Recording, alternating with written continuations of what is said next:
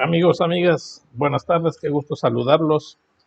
En esta ocasión mi comentario va referente pues a esta fecha del 2 de octubre, que gritan por todos lados, no se olvida.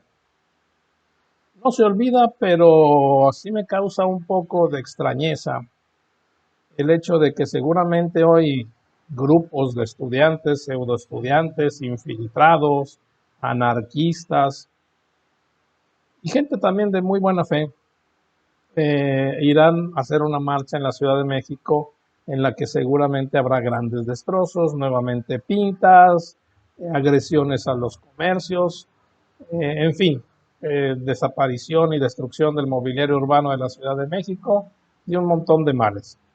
Y eso esperando que estas personas no lleguen hasta la Plaza de la Constitución, al Zócalo, donde están asentados estos pues cristeros, les llamo yo, de frena, porque entonces puede suceder alguna tragedia.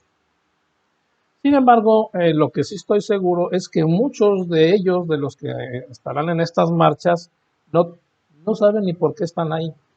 No recuerdan, no, bueno, no recuerdan regular, no que tengan que recordar, seguramente son muchos jóvenes que ni siquiera estaban en la ciencia de Dios cuando esto sucedió, dijera Licho Macero, pero sí no tienen ni idea de lo que están protestando, por qué gritan 2 de octubre no se olvidan, muchos de ellos estoy seguro que no saben.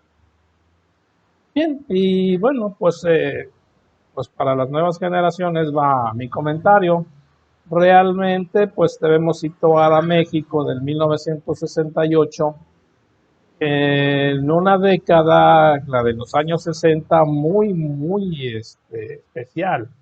Una década sumamente importante en la historia de la humanidad, con grandes adelantos científicos, el hombre llegó a la luna, grandes cambios sociales, casi todos los países africanos se independizaron, por ejemplo, la guerra de Vietnam, que estaba en su punto más álgido, y además, pues no solamente el conflicto del movimiento estudiantil se dio en México, en Francia fue muy notorio, en París las protestas fueron muy grandes.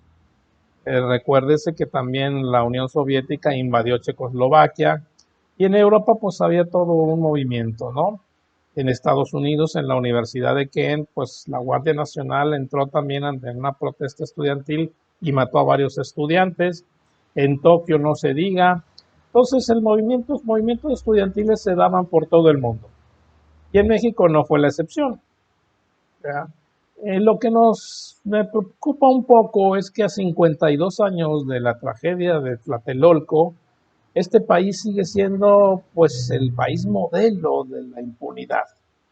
A 52 años no se ha castigado a nadie.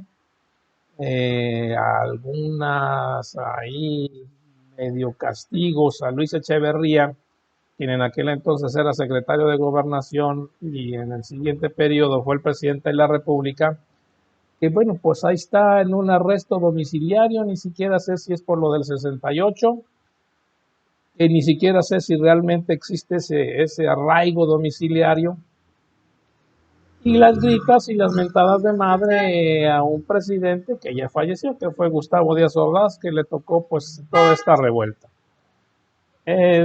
Afortunadamente la historia pues nos muestra cómo fueron los hechos, ¿no? Ha habido muchos trabajos de investigación y todo comenzó con una tontería, realmente lo que nos demuestra que el país pues estaba muy sensible, que ya había un gran enojo ciudadano contra los gobiernos priistas muy ultranzas, gobiernos priistas muy dictadores, vamos a decirlo así.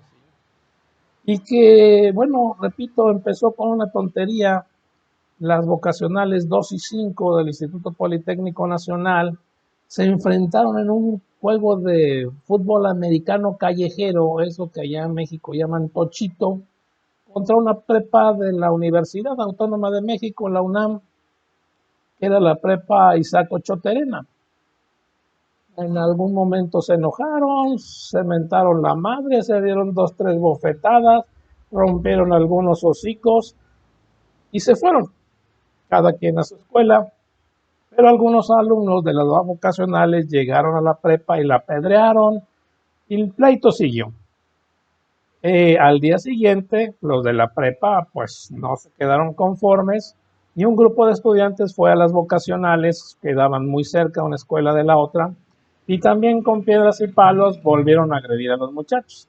Ahí se armó un buen pleito, al grado que tuvo que llegar pues los granaderos, la policía, eh, y bueno, hubo grandes agresiones, detenidos, muchos golpeados.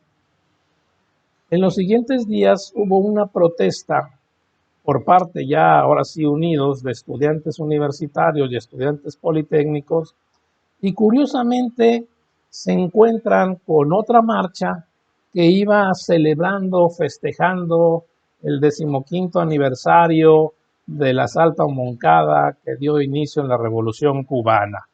Fue uno de los procesos más importantes de la Revolución Cubana.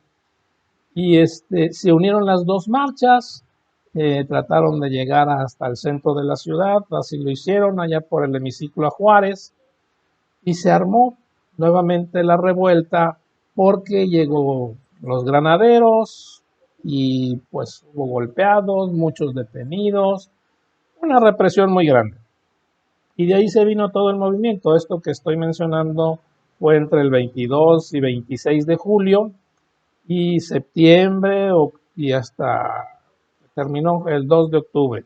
Y en septiembre, en ese periodo entre julio y octubre, el 2 de octubre, hubo grandes movimientos. Hubo aquel movimiento enorme de 350,000, 400,000 estudiantes en una marcha que le llamaron la Marcha del Silencio, en el que se veía incluso muchachos que iban con esparadrapos para tratar de contener los gritos, las consignas en contra de un gobierno represor.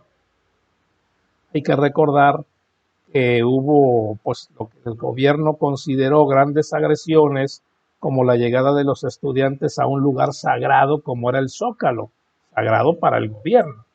Incluso se atrevieron, a ojos del gobierno, a izar una bandera roja y negra, que era pues la bandera que utilizó el Consejo Nacional de Huelga, conformado por estudiantes de muchísimas universidades en el país, y hasta se subieron al campanario de catedral a sonar las campanas. Otro hecho que agravó las cosas fue que el 15 de septiembre, con motivo del grito de independencia, los estudiantes pusieron o armaron una ceremonia en la que dio el grito de independencia el ingeniero Eberto Castillo, un hombre pues fue muy notable por muchas causas. Eso molestó muchísimo a Díaz Ordaz, que ordenó al ejército tomar la universidad, violando obviamente la autonomía y violando muchas cosas. Era terrible o fue terrible ver cómo las tanquetas militares entraban a la universidad y pues tuvieron a mucha gente, y fue algo pues que después se repitió con el Politécnico, y los universitarios pues consideraron aquello como una gran agresión. Incluso pues eso dio pie a que el rector Javier Barro Serra, que había participado en muchas de estas protestas, muchas marchas, renunciara. Todo este gran lío terminó el 2 de octubre, ya apenas 10 días antes de que se iniciara la Olimpiada de México, y terminó con un meeting pues allá en la Plaza de las Tres Culturas en Tlatelolco, donde aquel mal recordado Batallón Olimpia se infiltró entre los estudiantes, comenzó a disparar contra el ejército, y los estudiantes quedaron en medio de dos fuegos. Fue una matanza terrible. Durante toda la noche se oían tiros, entraban a los departamentos de los edificios de ese Tlatelolco, y bueno, no sabemos hasta hoy exactamente cuántos murieron. Las cifras que se dan son muy dispares. Hay quien dice que hubo hasta 1,000 muertos y otros consideran que por lo menos fueron 400. Como quiera que sea, pues fue una gran mortandad. Muchísima gente fue arrestada. Muchos fueron a parar al tristemente célebre cárcel de Lecumberri, el Palacio Negro, y ahí permanecieron durante varios años, hasta que ya siendo presidente Luis Echeverry, en un acto, pues no sabemos de qué, liberó a muchos de ellos. Ese pues a grandísimos rasgos lo que fue ese movimiento donde pues como siempre la impunidad fue la principal actor. Bueno, pues muchas gracias. Espero que este comentario deje alguna reflexión. Gracias y nos seguimos viendo.